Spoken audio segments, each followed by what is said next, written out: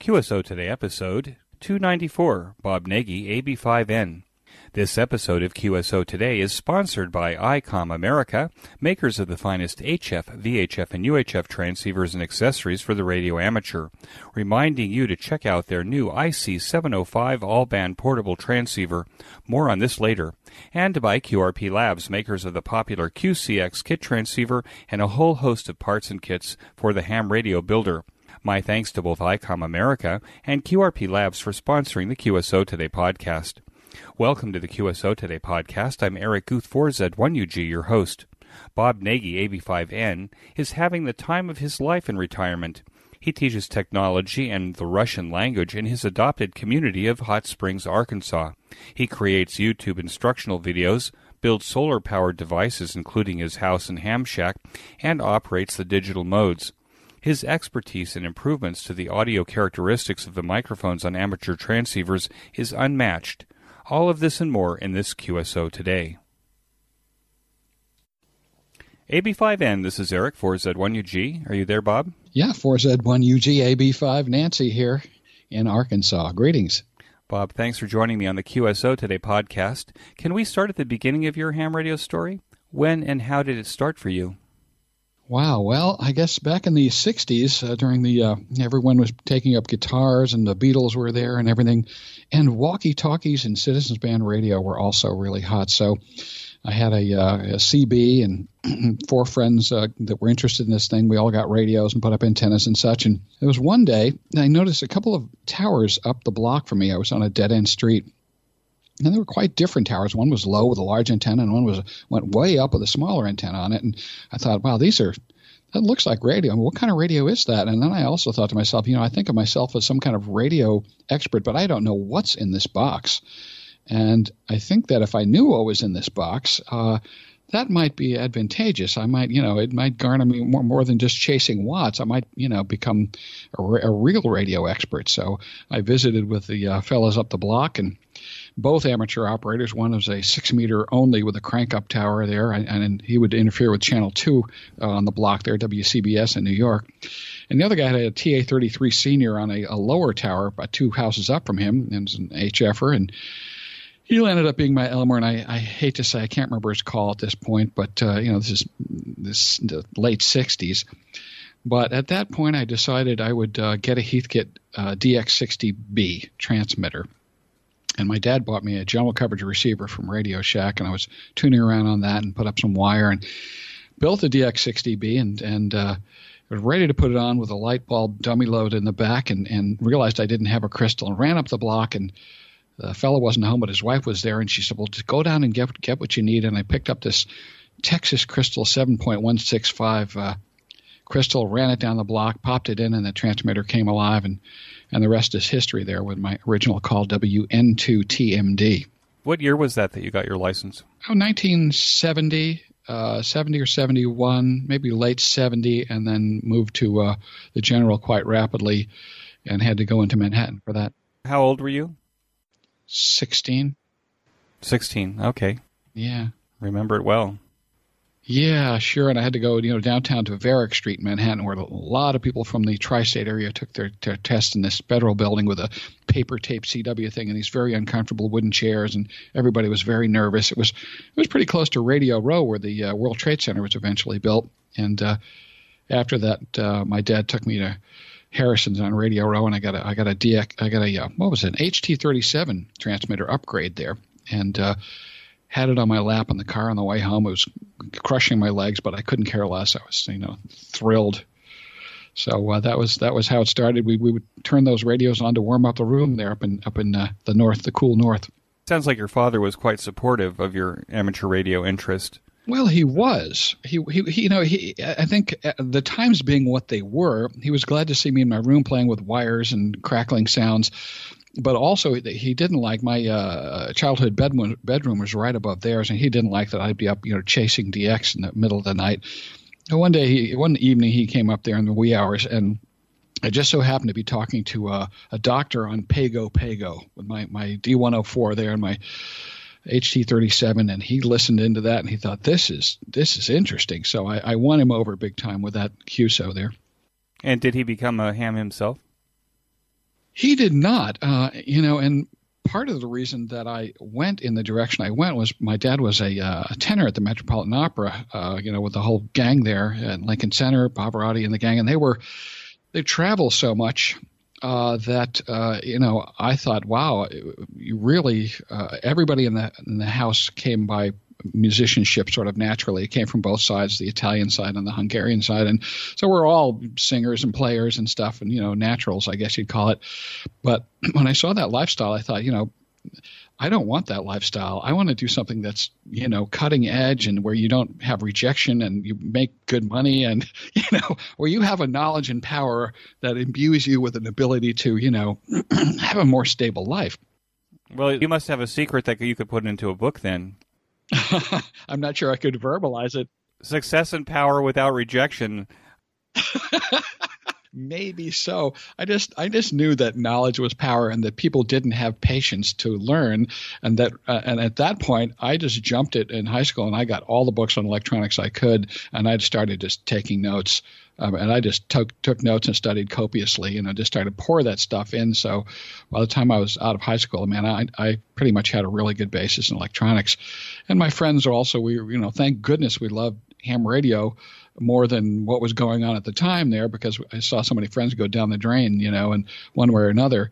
And so we were, I'll tell you a cute little aside there. I was lusting after having a tower, and we saw that up there they used heating oil for heating the houses, and this company went out of business. They had a 100-foot steel tower, and they cleaned all the building and everything off the lot, and they cut the tower down. It was just laying there in bad shape. And I think I said we're going to scrap it. And we didn't drive at that time. We were too young, and we had these little red wagons. And in the middle of darkness, we went over there. And I can say this now; it's beyond the statute of limitations. But we took a hacksaw out of that thing and cut it down to the point where we could put a front and a back in two red wagons and carted a piece of it home. And I had it bolted and cemented in the ground and bolted through the garage in the back with an antenna on it before my dad got home. And next thing you know, I had a TA-33 Senior on the back of the garage over there, and with a cheesy rotator, and I'll tell you, it's quite something for some teens at the time, So you cut a 100-foot tower with a hacksaw. We kept cutting it. We cut it down till we could pick it up. How much of it did you bring home? I was able to bring about 39 feet of it home because it was steel, and then we got to this point where we could pick it up and get it in these two little wagons and drag it home 3 miles, and we got that thing in the air, This is a story. This happened 50 years ago, so we're not going to get calls from listeners who are saying, so, Bob, what did you use to hold yourself on the tower when you were putting that antenna up? Nothing. We were teens. We didn't have safety equipment. We were never going to die. You had your legs twisted through the tower. That was all. We didn't, I don't think I used a piece of rope. We had 4 teenagers. We could do anything. We're never going to die. So this is not advice that we're giving to any of the listeners. No. I, too, am guilty of climbing towers as a teenager without, I actually used a climbing harness, but I don't think I ever asked anybody what kind of condition it was in, right? Mm-hmm. Yeah, now I'm absolutely climbing harness. But then, no, we didn't know such a thing existed, Did ham radio play a part in the choices that you made for your education and career then? Absolutely. Yeah, sort of, there's multifactorial things coming in from different directions. I will admit that I am not a certified double E. I was a little bit, I was half a musician. I'm a dual brainer, and I was, the kid with the long hair and the lunchtime playing in the hallways with my guitar and such. And so I had a rock band pretty much the entire time this was going on, which is why my ears ring today. And, what did we know? But, I was splitting up my musical and technical things there, but I realized that I didn't want to go into music because of what I saw my father having to go through. So I really went in the other direction. And I also am a good pacer. I don't need to go to a class to learn. I just get the books and I start learning and just move fast because I have the patience and I'm well organized. So, but I knew I wanted to, at 17, I knew I wanted to build my own solar-powered house, an appropriate technology house. I wanted to work in a medium market, probably be the chief engineer of some stations, and I wanted to, be a ham. I would never not do that. And so I went in that direction as far as getting out of New York, because you couldn't do those things in New York, go to find a lot and build a house by your own hands and work in a media market. This was, I started working in Manhattan at WBAI, Pacifica Radio, and going to the transmitter at the Empire State and taking the electric train set home. And I thought, if I do not leave now, I'm going to land up. And I got an in at WABC TV, and at 7 I went to for an interview, and they said, well, you'll join the union. 3 months later, your dues will be this. 6 months later, your dues will be this, and then this is going to happen. And I thought, man, if I take this, I'm going to be 50 years old next week. I can't. I'm going to have to do something else. So that's when I read Money Magazine and looked at the 10 top cities in the nation at that time, and we're talking Seattle and Tucson, Santa Fe, Austin, all the ones that subsequently exploded. And I went on a tour with them with my girlfriend and my Volkswagen, and put my resume in there and my ham radio, and landed up in Austin, Texas. And I really, that was also spurred on by fateful words from my dad, who was pretty wise. He said, and because I was out there with like parabolic dishes in the driveway and solar panels, and he goes, you need to go someplace where people are like you, and that's not around here. So I was like, 3 days later. I mean, but Austin was? Yes, Austin was. Austin was ideal for a person like me, and is today. It's where the integrated circuit was invented primarily. TI's giant 1,000-acre situations there. Everybody's Samsung. Everybody's there in the tech world. And then you've got 67,000 people at the largest university in the United States. And then you have the law part of Texas. So those three things, it attracts dual brainers. And you can talk to the garbage man about the shape of the universe, and there's a different band practicing on every block, and you can go to any party if you have a six-pack and a guitar, uninvited. And so, and people smile and talk to each other on the street in an intelligent manner, and it's the absolute best place to be young in the United States, and it still is. It's the home of Austin City Limits. And it is the home of Austin City Limits, among other things. Which was a great musical television show on PBS. Yes, and still is, and that's how I landed up at University of Texas there. I was working in mobile telephone stuff when I got there. Actually, I worked for the ABC affiliate there, doing the evening news and that stuff, and running control room and such, and realized I need a first-class license, radio telephone license, if I want to be an engineer at this place, because the guys in the studio, that's theater. But the management, sales, and engineers, nobody's bothering those people. They have security, and they make better money. And I already know all that stuff. So I just went down to the military base there and took the first class and got it, and then moved on from there. But then I started work with one of my great mentors, W5FUA, Nick Broling, who was subsequently the head of engineering at Tracor and BAE Systems. One of those wonderful geniuses who has a personality and is multifaceted and makes you feel smart, and yet is unmitigated, fluid genius in the technology. So he was one of my great mentors, and we were working on digital mobile telephone stuff when Cell was being developed, and we had a competing device. I had like 200 chips in it, and I learned my whole, got my feet wet there, learning all the different TTL and CMOS families and everything, and how to make all this stuff go with this giant box of chips that we were working on. And so out of the maybe 5 mentors in my life, Nick Broling was a big one, and he has been to many people. So I'm just proud to say, that I was a friend of his. So then I worked for those guys, but then I realized,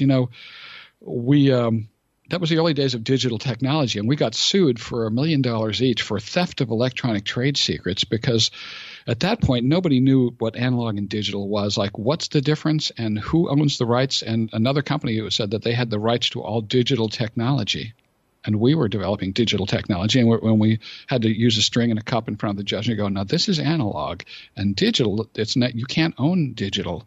So although we won, we lost so much money. The company went under to the lawyers. At that point, I wanted pension, and I wanted health care, and I wanted a job that wasn't going to fold up in a startup in Austin, Texas. So looked over at the university, tried to get hired at Austin City Limits. They had an opening, and by the end of the interview, I noticed the look on the guy's face. I said, "You've already filled this job, right?" And he goes, "Yeah, but I had to keep it up, the posting open to the end of the week. And we love you, and we love ham operators because your guys are self-starters. You can't buy a license, and I'm going to find you a job here." And so, strangely enough, he said that they were putting tech people and people who could design electronics in all of the different colleges around the university, and that biological sciences, in fact, botany, needed a person for networking and equipment design. And would I go and talk to them? And I thought, that's pretty crazy. I mean, I'll go and talk to them. And they asked me, they said, well, could you design a meter that could tell if a plant can detect the presence of a human being? We're doing the Secret Life of Plants course. And I said, yes, I can.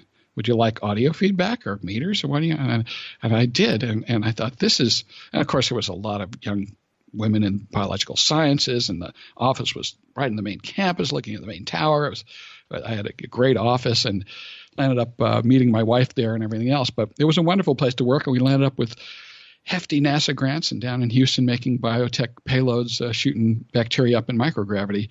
And had a great time with those folks. It was a wonderful time of my life, and that's where my retirement check comes from. And now this message from ICOM America. Get outside and be active with ICOM's new IC705 HF to UHF portable transceiver and its optional multifunction backpack. This is ICOM's perfect solution for SOTA and parks on the air.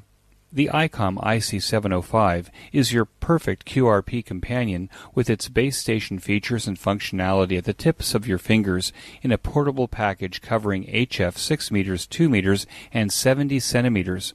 This compact rig weighs in at 1 kilogram or 2.2 pounds. This beautiful new rig has RF direct sampling for most of the HF band and IF sampling for frequencies above 25 megahertz, and includes a large 4.3-inch color touchscreen with a live band scope and waterfall display. The ICOM IC705 will be the replacement and amazing 21st century baseband rig for microwave DXers, rovers, and contesters, and the operating choice for those under the new S-HALE geosynchronous satellite footprint. Unbelievable. The radio is 5 watts with its internal battery and 10 watts with an external 13.8-volt power supply. This full-featured radio operates on single sideband CW, AM, FM, as well as full D-Star functions. Included in this package is a micro USB connector, Bluetooth to support linking to your smartphone or Bluetooth headset, built-in Wi-Fi, integrated GPS with antenna and GPS logger, micro SD card slot, and the HM243 speaker microphone, which is standard equipment. The perfect accessory for the IC705 is the optional backpack, the LC192, with a special compartment for your IC705 with plenty of room for antennas, cables, and other gear to get you on the air from the mountaintop or the local park. There is a link to this amazing new rig on the QSO Today podcast website for this episode, and when you order your new ICOM IC705 from your favorite ham radio dealer, be sure to tell them that you heard about it here on QSO Today. My thanks to ICOM America for their continued support of the QSO Today podcast. And now back to our QSO Today. So you were there for 20, 30 years?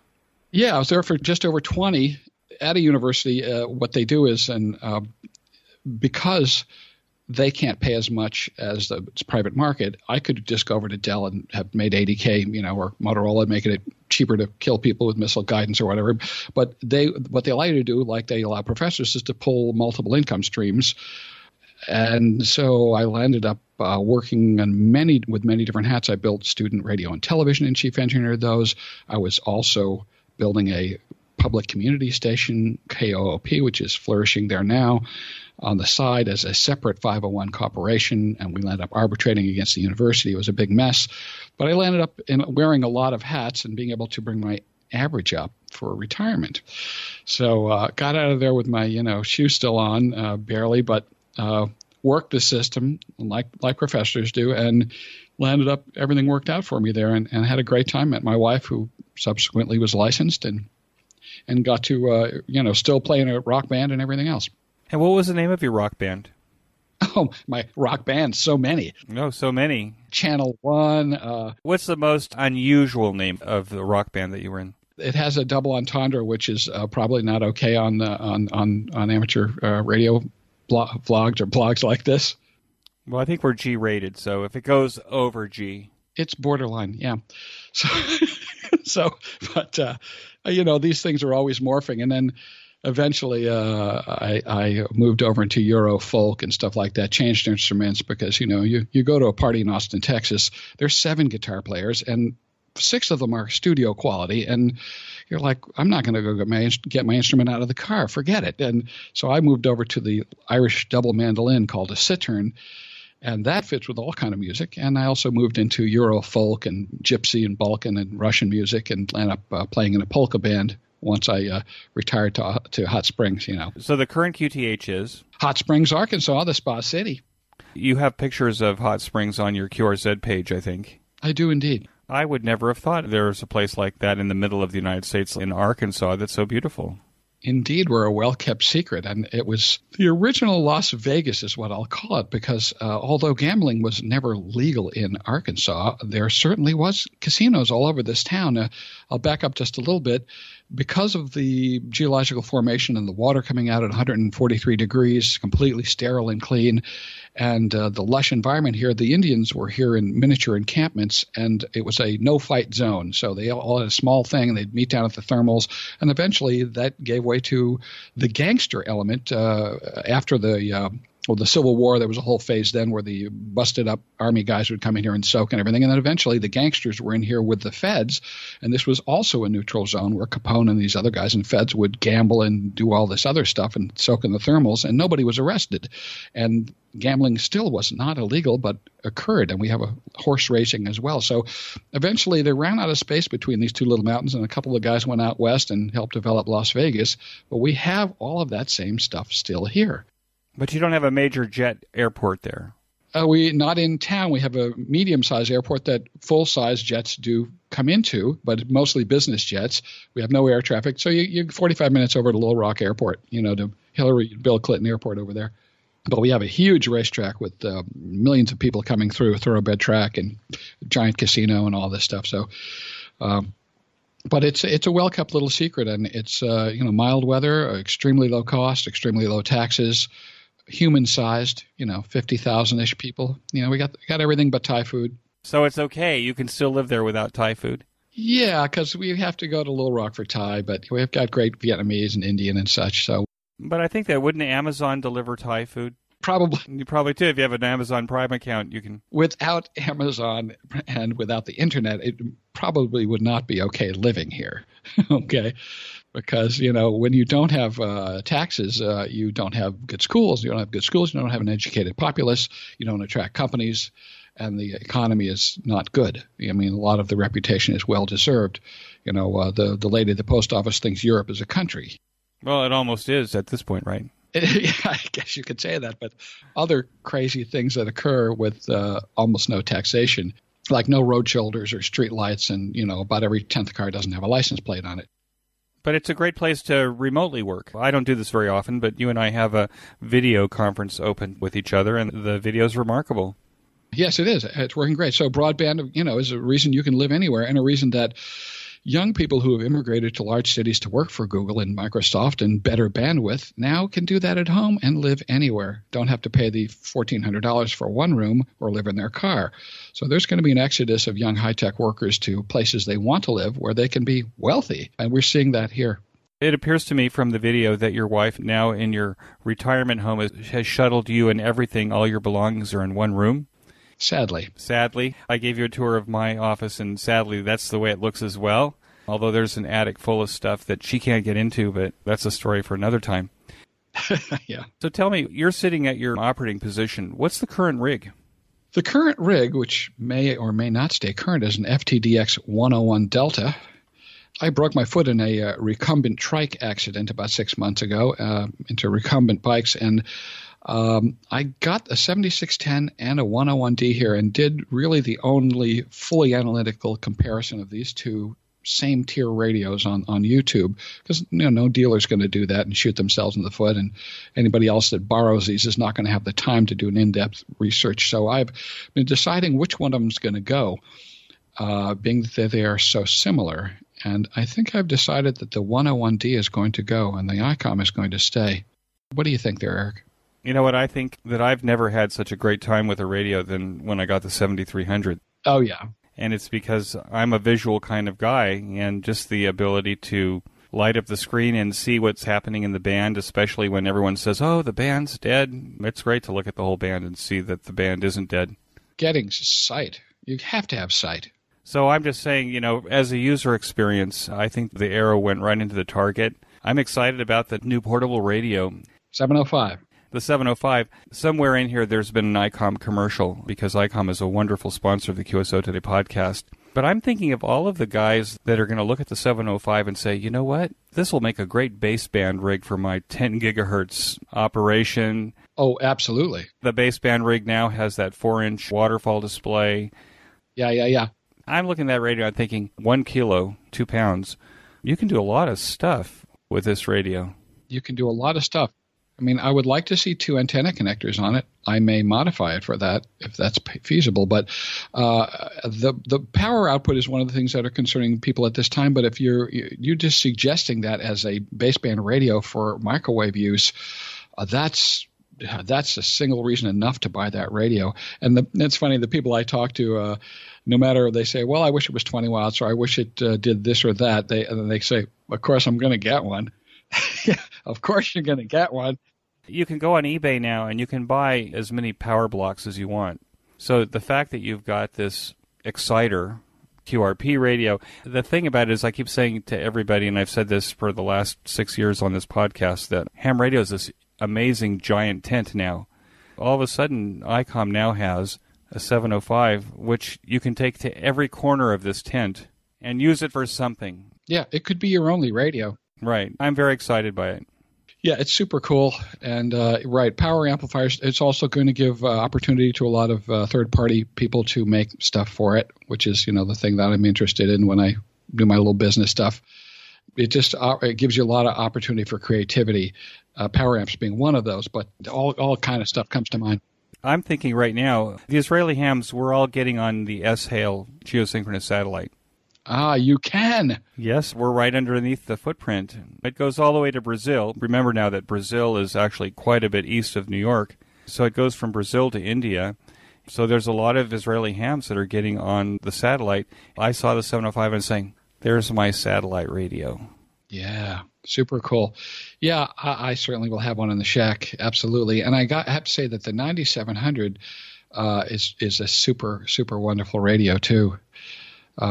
It's just, I keep just liking it more and more. And I just put up a new 2-meter beam with the preamp up there last week and doing FT8 work. We have an FT8 Monday night net at 7 o'clock here, and picking up, seeing how the band conditions are. But that's a lot of fun. So you're doing FT8 on VHF? Absolutely. Well, that's amazing. I mean, actually, I hadn't heard of anybody doing FT8 on VHF, but why not? No, absolutely. I have a beacon I was working on yesterday, the first FT8 beacon on 2 meters here in Hot Springs on West Mountain, and it is running 3 watts and a single loop halo, and I'm getting reports up to about 275 miles without condition enhancement on it now. So I'm waiting for a nice enhancement, and I'll probably be able to get over the Gulf of Mexico with it.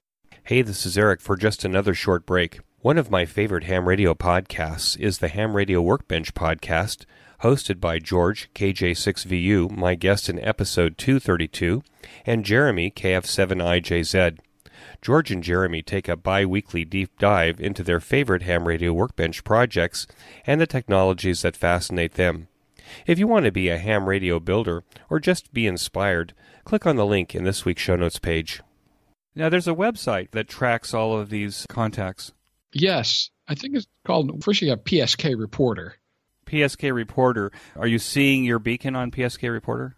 Oh, yeah. Well, you have WSJT or WSPR mode, which is really a beaconing mode. You have Menolink, I believe is the name of it. It is a site where I believe they're using APRS signals to show propagation, UHF and VHF propagation around the world. What a great idea. So we just look on there and see where the yellow blobs are. You can see where propagation is going on VHF for sure. And there's a whole bunch of different modes that this is happening, but the programs themselves, WSJTX and a few others, are auto-reporting to PSK Reporter. So every QSO is showing on there. You filter for band and mode, and you're seeing activity, pretty much in real time. So that's a big help, Now, are you doing any aircraft scatter or meteor scatter or anything like that with it? Meteor scatter, yes. Aircraft scatter, not yet. But MSK 144, absolutely. We've had a lot of luck with it. It's big fun pinging off those micrometeorites coming in, and you never know what angle they're going to be coming in. And you're looking at PSK Reporter, which you can filter for this mode, and the hops tend to be about 1,300 miles. So you can sort of gauge with that. And people tend to run whatever power they can come up with, to really try to ping off that very short duration. The duration of the reflection seems to be, less than a second, certainly. But depending on, you'll have a bunch of these coming in, and you'll have like a wavering, the propagation will stay up for 10, 15 seconds like that. And of course, it's doing a 13-second transmit cycle, 2-second decode, 13 transmit, 2 decode around the quarters of the minute. Amazing. Yeah. Oh, it's super. There's so much fun. And thank you, Joe Taylor at Princeton University, for coming up with all this great stuff to keep our bands active. As much as people bark about FT8, you feel like you just want to drink a tea and work 10 stations in a row with keyboard. Nothing wrong with that. And it works, right? Now, of course, when you gave me the tour of your shack, you had more than 2 radios sitting there. What else do you have sitting on your bench? Oh, yeah. Oh, my gosh, yeah.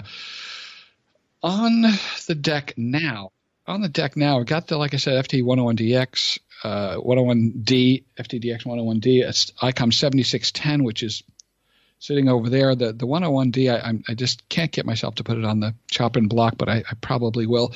The IC 9700. I love 1.2 gigahertz, by the way. I've got a FT 991 Alpha, which is sort of backup HF rig. But I've always liked its predecessor, the FT897 with batteries in it.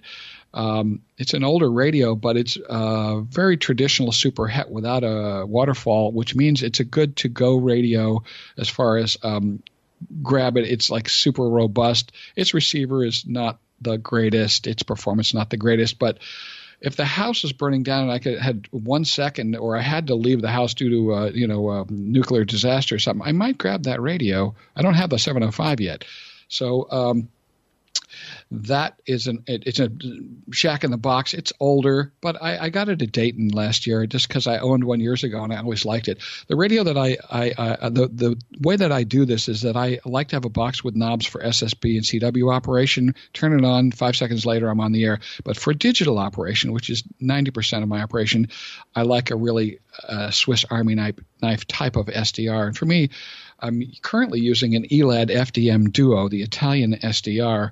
It's just 8 or 10 watt out radio. I use a 150 watt power brick with it, and I use that just because it's like I said, it lets you do anything, and it's very slice and dice when you're digging Olivia, which is my favorite digital mode, out, and you want to really get right down to it and mess with it.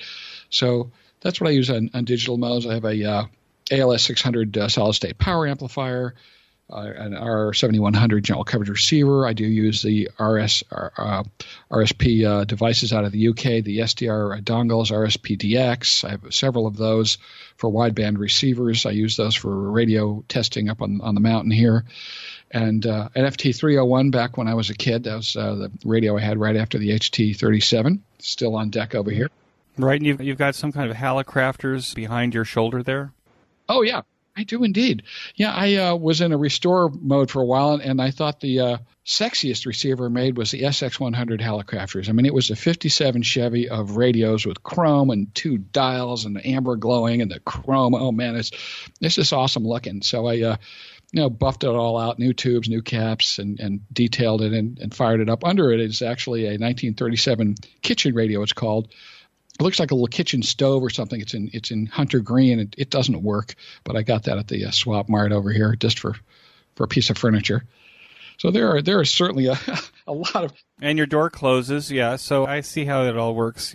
Everything's packed into your room. Yeah, I just took a bunch of old school doors I got at the recycle place and made a wraparound U-shaped bench, that everything sits on here. And then I did homemade track lighting out of electrical conduit, or plastic though, and little open wire clip-on LED lights that I made by hand so I can light up, and this is all runs on solar power here. So it's all DC, and that's just 12 volts running around. So the lighting's on solar power, or is the whole house running on solar power? Both. I have a large grid tie system that the house runs on and charges our cars, and then a separate battery backed up system that runs the shack.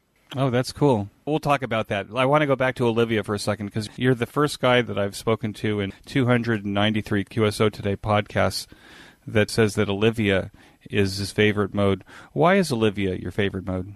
Well, I would say several reasons. One is that FT8 is too impersonal. I like to talk to people. And PSK31, the remaining operators are on there, it turned into just a macro exchange mode where people hit the My Station Is button and then it's the automated hello, goodbye. And very few of them will have an actual conversation with you. And Olivia has been squeezed between those two frequency-wise. We tend to sit on 14.071.5. And it is what I call the gentleman's mode. People have long, extended conversations on it, and it's extremely robust. It's slow. The print is slow. The more robust the type of Olivia that you want, the slower the print, the slower the baud rate. If you want to, the conditions are good and you want to speed it up, you can. And the other thing is that it sounds cool. It sounds like musical notes, and I just like the way it sounded. So between the different flavors of it, that everybody gets to know each other, the smaller group of people on there, and you get to know the fella down at the Panama Canal locks and the guy up in the trailer in Michigan, and you know everybody sort of gets to know each other, and it's it's not impersonal. And it mostly works on 20 meters. 20 is where most of the action is. As soon as it starts getting hot above that, everybody moves up frequency. But we do long haul experiments with my friends in Austin, where I was, and here we generally try all kind of different digital modes on 6 meters and above between there and here because it's over the horizon. So you're looking at forward scatter or tropo or whatever some enhancement mode.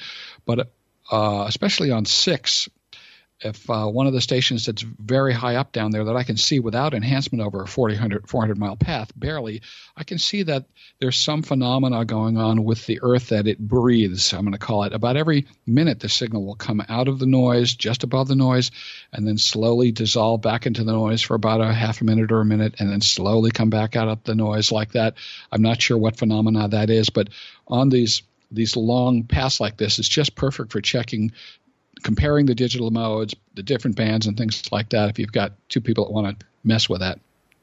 Now, I was looking at your website, and I noticed that there appears to be a lot of information about ICOM HM151 microphones. What's your love affair with this microphone? Back when that radio came out, and of course I'm going to get the latest ICOM, whatever it is, the IC7000, I got it onto the shack shelf, fired it up, and realized I wasn't thoroughly pleased. I couldn't adjust the audio the way I liked it. And I was thinking, okay, what am I hearing that I would like to change, and how am I going to change it? Because the microphone didn't have any gain adjustments in it or stuff. You'd have to change the circuitry and stuff. And Bob Heil has made a giant industry started with ICOM audio, basically. Okay, so and each of the bands, I'll come back to each of the brands has their weighting. I've always seen ICOM as the receiver cutting edge guys. I've always seen Kenwood as the focus on audio, since they're a stereo company. Yaesu is somewhere in the middle. So I just started analyzing the audio of the 7000 and realized that I wanted to make it better. And I started messing with all different condenser elements and realized that nothing off the shelf and changing the microphone element was going to work, because all of this stuff was made for cassette recorders or consumer electronics. It didn't have the right curve. And so I tried everything available. And then I started looking at the circuit and going, okay, got to trim a little bit of bass, drive levels a little bit low. That would help, because we're looking at input digitizing the audio on the motherboard. I wasn't going to mess with the A to D chip that they had put in there. And I finally realized that I was going to have to have a very odd frequency profile and output level for the size of the element that was in there. And I contacted a small company in the U.S. and asked them if I could get a custom, what it would take to get a custom profile. And said, well, you have to order in large quantities. And a friend said, well, what are you going to sell, 100 of those things? I mean, if everybody's going to, could benefit from this if you do the right thing. You should put a website up. This was 2006. I thought, well, I don't know, I'm retired, I guess. So I threw up a website quick, and I've optimized my situation to where I like the sound of it. And I have sold over 8,000 of those upgrades now. Now, are you doing the upgrades, or did you do the upgrades, or you sold them as kits? Yes. Have you done 8,000 upgrades? Both. I sell the kits to DX stations, but if a domestic station asks, I'll sell them a kit too. And but that's basically the DX stations either send their mics to me, order a mic from a dealership, have it delivered to me, and I forward it to them, or order a kit and I make a accompanying video and that kind of thing. And now I've branched out to about a half a dozen mics. A few of the Asus, converting them over from dynamic to condenser and that kind of thing. But now that I'm officially a senior citizen as of 2-3 days ago, I'm not advertising anymore, and I'm phasing the business out because it's going to be any income I make there is taxed at a higher rate due to my income from Social Security. So it's becoming less attractive for me. Although I'm a good spender and I like new radios, so it's hard to turn down the money. And I'm working on a lot of fronts here simultaneously, so I keep it going. What is it with amateur radio manufacturers that they can't make a great microphone? Well, I don't want to attack any individual one, but I'm saying it seems to me that no, I know, I got you. I'm treading lightly here. Well, from what I'm seeing, the majority of them are outsourced to China. No big surprise there. They're making hundreds of thousands of these things. And do you know what it is, though? The entire chain. It's like when I in my first job out of college I worked for Thorn's Turntable for a while. The German company. We did Studio 54's disco mixers and all the turntables there and everything. And I realized that the prime signal is so important. The one coming off that phonograph needle feeding the rest of the chain. It's the same with the radio. You don't have a good signal coming out of that prime source. The signal-to-noise ratio, all that crap down, that you can't fix that with any amount of circuitry if you have a poor originating signal. So the same here. The microphone is super critical to getting a good transmit audio. And what happens is it is usually a combination of the microphone being so-so and the microphone preamp circuitry and digitizing circuitry in the modern rigs, that this critical area right there, the interface of these two, I probably could have gone into the 7000, and if I changed the A to D, converter in there in the microphone chain and optimized that, I could have probably affected the same improvement that I did by using a strange audio profile to feed that A to D, which was not quite optimum in the original 7000. So, and a lot of this has to do with the fact that all of the manufacturers buy bulk surplus chips from electronics manufacturers in Asia. And they will get, A to D chips out of a cell phone or whatever it is. There's 100,000 extra of these because the prices are extremely low for the value that we're getting in these radios, and they use techniques to keep these prices down, and that's one of them, And so you can land up with a IC that is not designed for the use but will work in this use. And so anyway, you can land up with issues. The ICOM 706 went through, 3 or 4 iterations, combing out, improving things like that. The original one was, not so good, and yet it's probably the sellingest radio in history. And now the 7300 will be that. Right, I think that's true. I still see that people demand the 706 Mark II.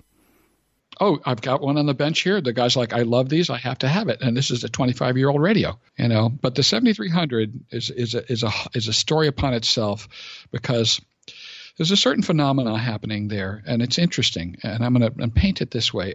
When the evolution of digital cameras was occurring into more and more megapixels, there was a certain megapixelage at which people thought, this is a super sharp picture. I'm blow it up to 8x10. It's super crispy, looking great. And when they went over that, which was probably about 5 megapixels, the picture got no sharper. And it was sort of smoother looking, sort of like film, but it wasn't as poppin', fresh, crispy, wow, that's really looking great. And I got this great new camera. The picture's sort of flat looking. I don't see any pixels, but it's all just bland like film. And it's sort of the same thing has happened with what I'm saying on the 7300, being into SDR. It is a 14-bit machine. 14-bit is also used on the transmit side of the 7610. But at 14 bits, which dictates the dynamic range of the radio, they're also using dithering, that's AIP plus there, to boost the dynamic range up. But at that level, it results in a particular type of visceral quality to the received audio that makes it stand out against superhets. When you turn that on, you feel like it's like digital Windex. You are like one whole order of magnitude closer to the original RF, to the original audio. And so a whole layer of garbage is gone. And so that at that 14-bit level is just about ideal for doing HF in that passband of, up to 3,000 cycles on the audio. And even though the 7610's gone up to 16-bit, it's just smooth. It feels super analogy. It's really nice and everything like that. But there's something about the 7300 that's really in your face as far as that receiver that's a little more edgy. It's less resolution than a 16-bit, but that is a very nice little sweet spot for HF digital reception. And that radio is when you open it up and fire it up and start using it, it hits you really hard how great it is. And especially on the other end, you talk to somebody on a 7300, immediately what radio they're on, even with the stock mic. It's like, oh yeah, that's a 7300. It sounds super good. So they're going to sell a bleep load of those things. And now this message from QRP Labs. QRP Labs has shipped thousands of QCX QRP transceivers kits to date. The odds of working another QCX user gets better every day. If you're looking for a satisfying kit experience where you end up with an amazing performing QRP transceiver for under $50, let me say that again, for under $50, then you owe it to yourself to go to QRP Labs. We have many home brewers who listen to the QSO Today podcast. For you, QRP Labs also has parts, filters, enclosures, and other handy devices to make your home brewing experience even better. You can use these parts to either enhance your QRP Labs kits or to beef up your own homebrew designs. Be sure to browse Hand's entire website. Use the link on this week's show notes page or the one in the sponsored section of the QSO Today website to get to QRP Labs to buy your QCX or any of the other fine QRP Labs kits or parts. QRP Labs is my go-to ham radio kit company. It should be yours too. QRP Labs. And now back to our QSO Today. Now, I noticed that you have a YouTube channel. It has, maybe about 16 episodes on it. Looks like you're building it out. How did that start? Well, I was I had a generic channel for myself just under my name, and I doing some mostly family stuff on there. But I did a Prius review when the second generation Prius came out, actually third gen, and I did I'm know how to produce video, and I did a really good one on how to get high mileage on a Prius. And it was pretty flashy and stuff. And I just watched the hit start going up, and then I got a check in the mail for a couple $100. And it's like, whoa, maybe this is a business. And so I said, wife, let's pile up whatever in the house people would be interested in here, and I'm going to start doing videos. I know ham radio. I'll start a separate channel for that. And any radio I buy, I will do it. But the broad appeal stuff like the Prius, I don't know, there's 1.8 million hits or something like that on there. It made thousands of dollars. The broad appeal ones make big money, cat videos and such. Ham radio videos don't make a lot of money, and they take, they're technical and they take a long time to do. But my angle on this is really ham radio has given me so much in my life. All my best friends are hams, lifetime friends. All my jobs are gotten of any meaning through ham radio. I've been doing this longer than I've been married, and I've been married, 35 years.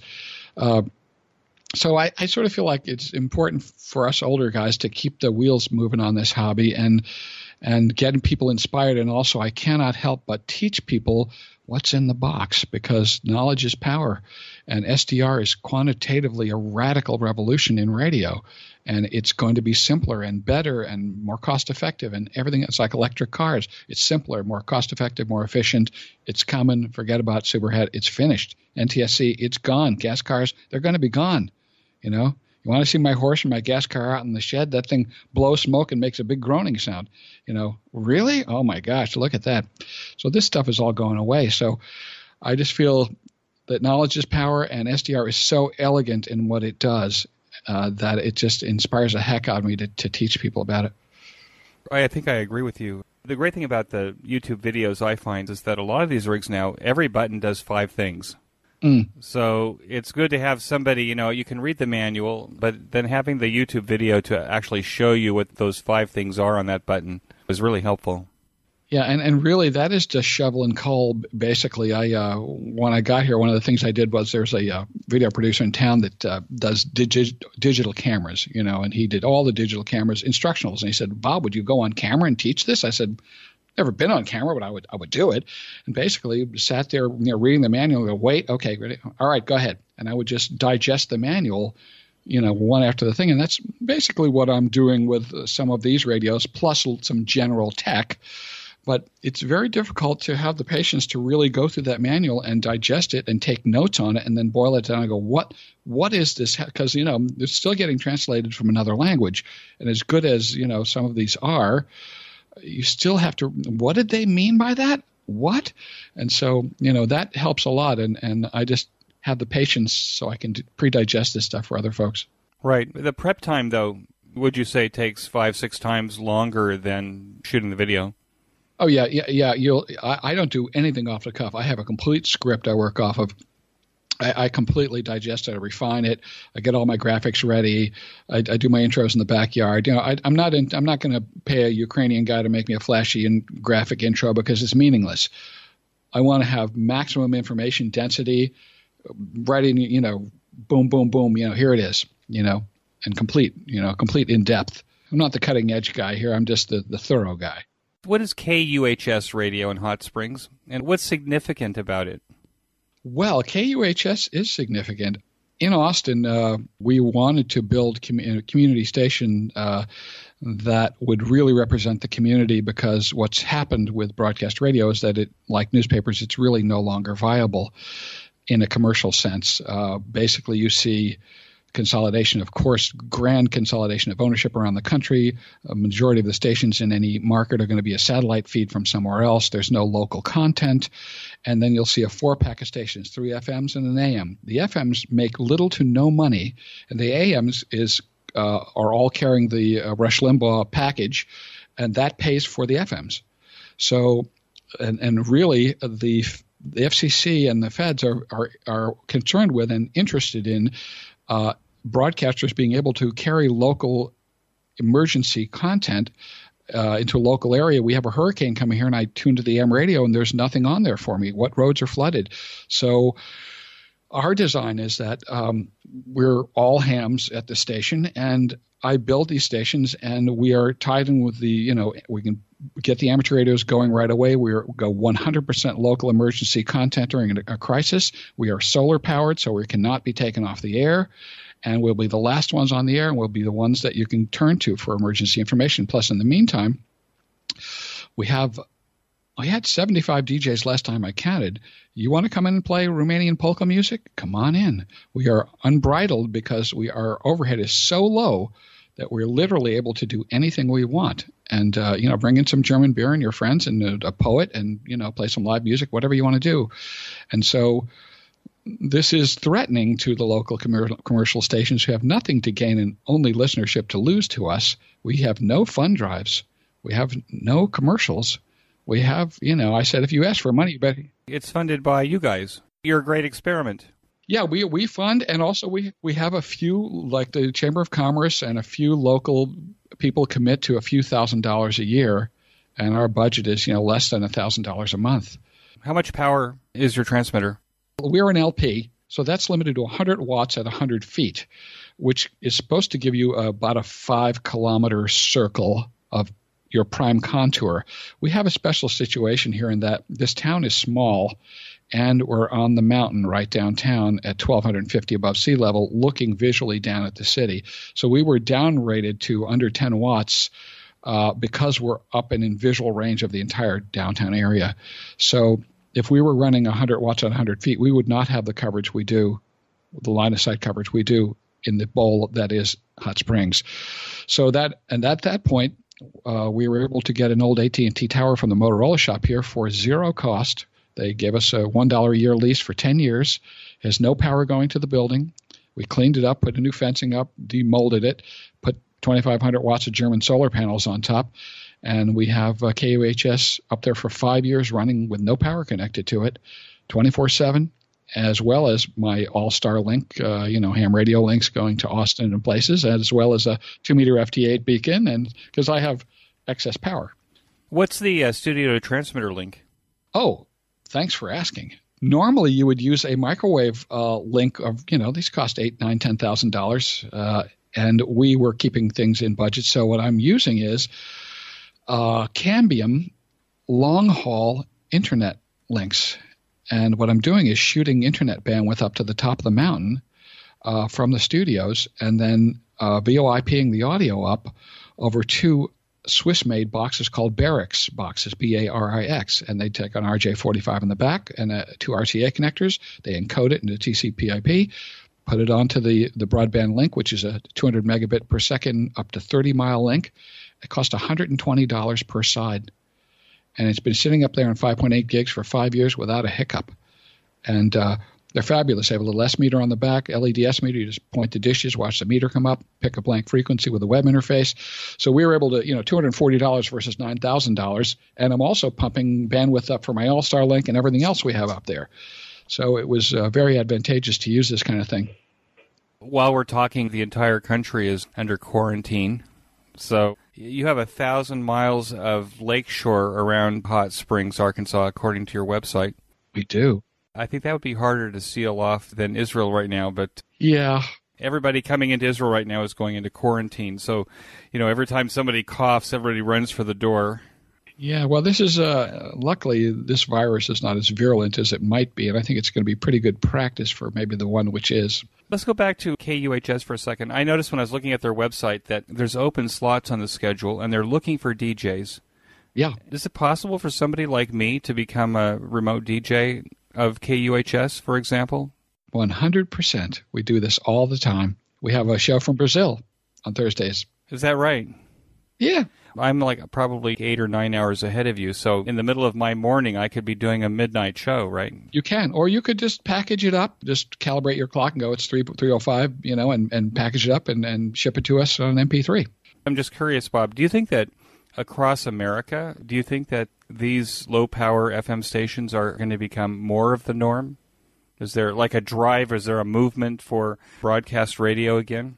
What you have is the remaining stations sort of, beating their chest, trying to remain viable like the newspapers are, but slowly it's going to go down because, as you see with, like television, satellite and everything, it's all moving to broadband distribution. These could be...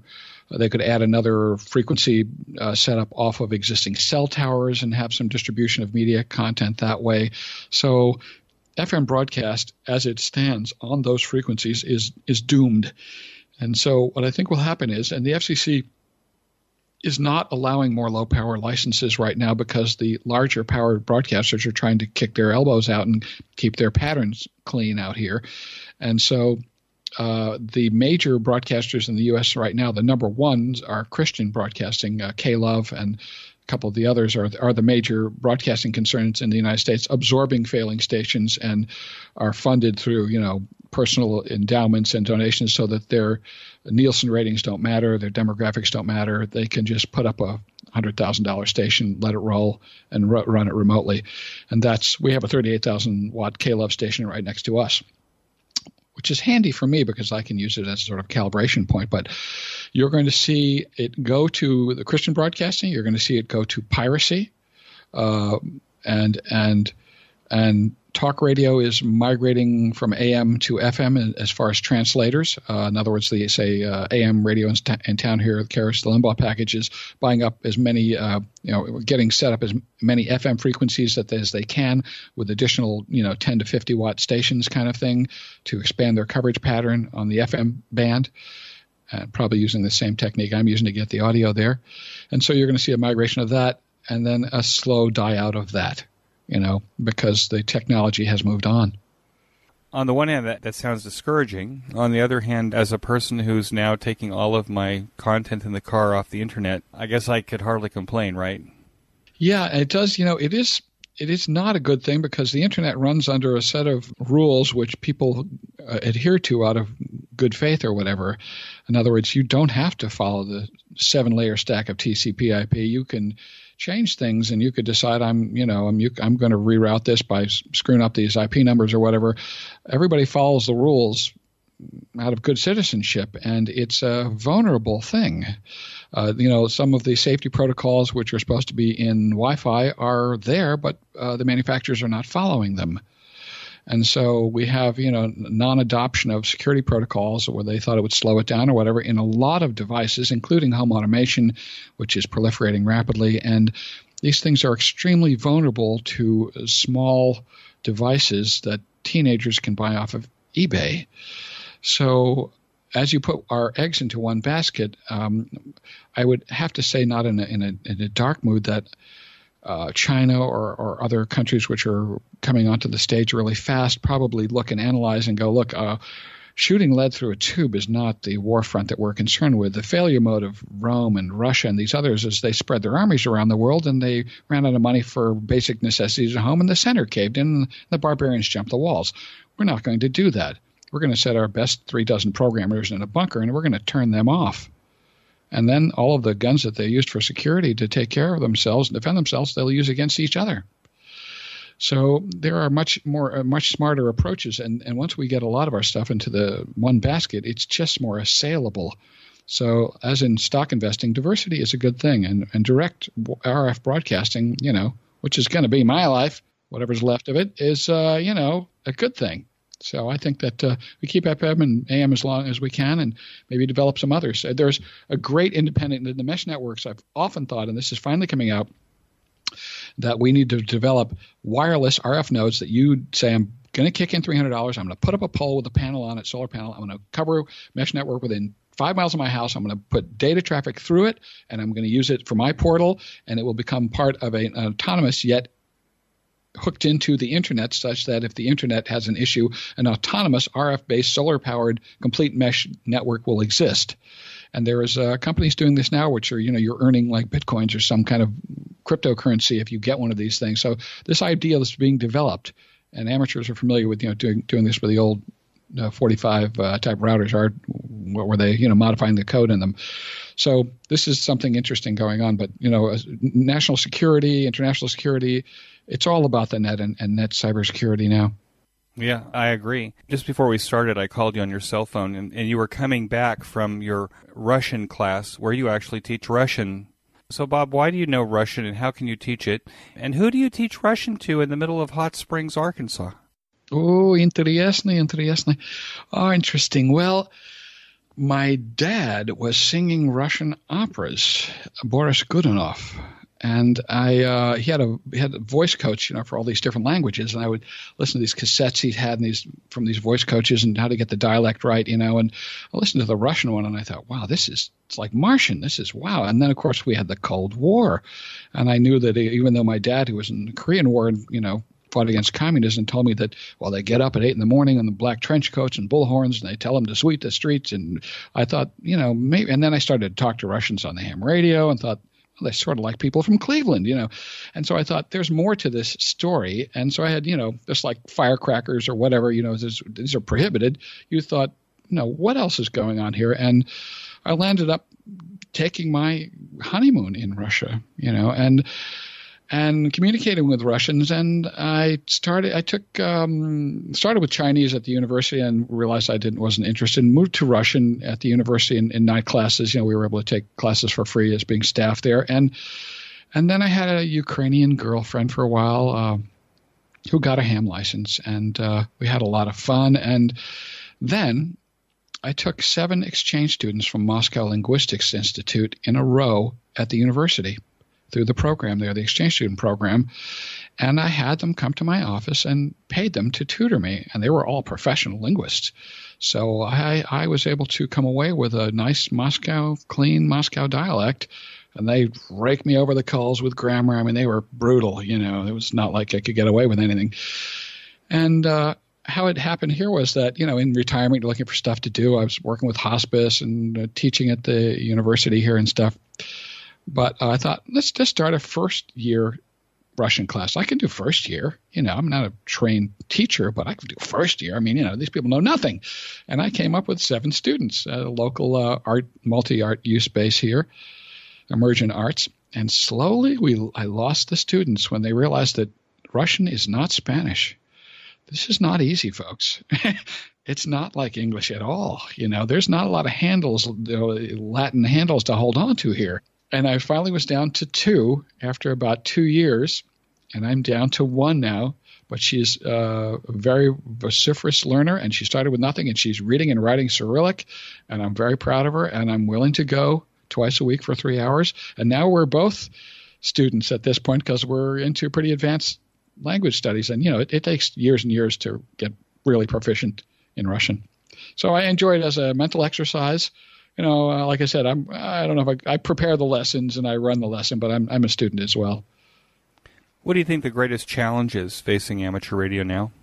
The greatest challenge facing amateur radio is the death of amateur radio due to its users being on the older side. We were the pre-internet generation, 67-year-old white males predominantly. And there are young people coming in, but also the sucking of frequencies, taking especially our microwave allocations away. All right, that's not going to kill it. HF would still exist. A natural slow death of amateur radio due to the internet and its users dying off, and then somebody wanting those frequencies for commercial use. Was it Wayne Green in 73 magazine 30 years ago said amateur radio was in its death throes. Well, it's not. It's still here. First thing before I get a cup of coffee, I turn the radio on, and I promote this to everyone I possibly can. So I think that it's important that we hand this down because this is an alternative to the internet where you talk to a person and that is actually who you're talking to, and it's great because I encourage young people to get involved because us older, experienced people who run businesses and are techies and are into all kind of other things and pilots and musicians have a lot to offer and mentor young folks and even offer commercial opportunities. I spin off businesses all the time that I don't want to do. And I'm not going to do it, and I don't want the money, and I don't want to spend any more time doing it. I want to go play in the polka band or whatever, and I can help people. It's a time of life where most of us are this age to get people fired up on what they're going to be passionate about, and technology is still a hot topic. So, being that we're into all this digital stuff now, this can still catch the interest of young people. I think so. I tell them, you don't know what's in that phone. I started the class with nobody in this room can tell me what the internet is. Okay, you use this every 5 minutes. You do not know how a GPS works. You don't know what the internet is.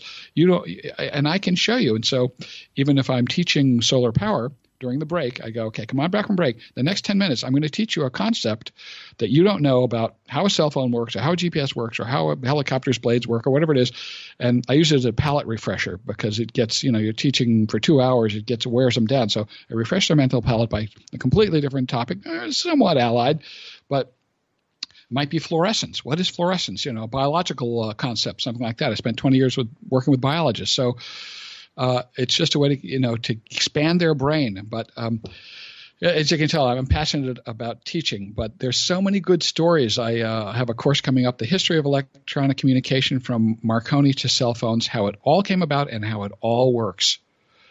And so it all the stories of, Hedy Lamarr and her boyfriend making spread spectrum with torpedoes. And I mean, there's so many, and Major Armstrong and the tower in New Jersey and the fights and all these guys with FM and AM and their first demonstrations of FM. There's a wonderful stories there.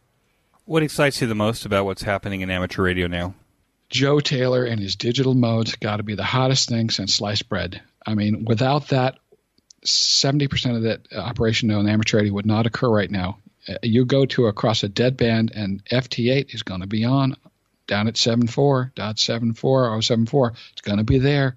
So and also it works on one band above the last band open for SSB communication because it takes almost nothing. It can decode so many dB below the noise level due to FFT and processing gain in the way that the coding is done. So, and the FFT story, I mean, that is another one that I tell. It's just fabulous, So that's where the hot stuff is. And the move to SDR is exciting and fun too. And I don't know if I'm biased, but I just find I can find a million things to do with amateur radio every day. I'm just nonstop. What advice then would you give to new or returning hams to the hobby?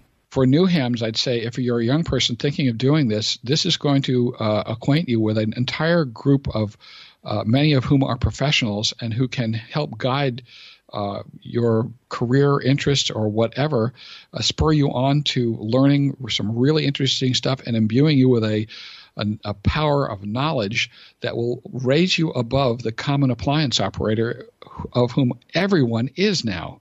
Everyone's holding a phone, and they don't know how it works. So once you gain that knowledge and you're in that group of people who are fired up about this technology and can shine this stuff on, describe this stuff in layman's language where you will grok, you will understand it, this is going to lift you into a class of people which will end up enriching your entire life. You shouldn't be a stranger in a strange land. No, I mean, we're all slaves to this technology. Why not be a controller and master of it? A screwdriver is not a broken butter knife. No, that's right. And for returning hams, and I know that there's some that I'm trying to, twist their arm, remember where you came from. You did that when you were a teenager, and the code and the glowing tubes and everything, and it pushed you in a direction that probably had a dramatically positive effect on your life. And it's important to revisit where you came from. You sort of know where you're going. And there's a wonderful humanity to amateur radio and dealing with human beings. You go string some wire out, and then you talk to people. That's the bottom line. And so it has accomplishment, and it's not just pushing your thumbs on a keypad like for kids. You've got to accomplish something. And like I work with classical music here and kids that work with that, you got to work hard to do this. And if you work hard and do this, you will lift yourself up into a wonderful place. Bob, what a wonderful QSO that we've just had. I really appreciate your coming on the QSO Today podcast. And with that, I want to wish you 73. Absolutely, Eric. Big 7-3s to you, and see you down the log. That concludes this episode of QSO Today. I hope that you enjoyed this QSO with Bob. Please be sure to check out the show notes that include links and information about the topics that we discussed. Go to www.qsotoday.com and put in AB5N in the search box at the top of the page. That's AB5 Nancy. My thanks to both ICOM America and QRP Labs for their support of the QSO Today podcast. Please show your support for these fine sponsors by clicking on their links in the show notes pages or by using QSO Today in the coupon box at the checkout. You may notice that some of the episodes are transcribed into written text. If you'd like to sponsor this or any of the episodes into written text, please contact me. Support the QSO Today podcast by first joining the QSO Today email list by pressing the subscribe buttons on the show notes pages. I will not spam you or share your email address with anyone. Become a listener sponsor, monthly or annually, by clicking on the sponsor buttons on the show notes page, or use my Amazon link before shopping at Amazon. Amazon gives me a small commission on your purchases while at the same time protecting your privacy. I'm grateful for any way that you show appreciation and support. It makes a big difference as I head towards episode 300. QSO Today is now available in iHeartRadio and a bunch of other online audio services, including the iTunes Store. Look on the right side of the show notes pages for a listing of these services. You can use Amazon Echo and say, "Alicia, play the QSO Today podcast from TuneIn." Special thanks to Ben Bresky, who now edits the audio for this QSO Today podcast from the audio pieces that I give him.